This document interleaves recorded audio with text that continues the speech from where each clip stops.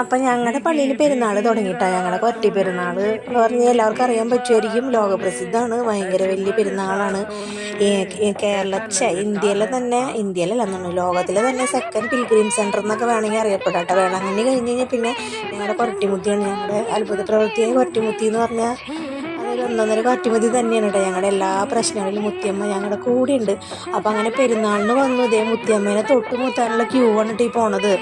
ഭയങ്കര തിരക്കാണ്. പെരുന്നാൾ കഴിഞ്ഞിട്ടില്ല, ഇനിയും വരുന്ന ശനി ഞായറും 8-ാം മടവും പിന്നത്തെ ശനി ഞായറും 15-ാം മടവും ഉണ്ട് കേട്ടോ. അപ്പോൾ വരാത്തവരൊക്കെ വേഗം വന്നോളൂ.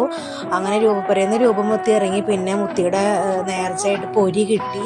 അപ്പോൾ പൊരിയും കഴിച്ചു.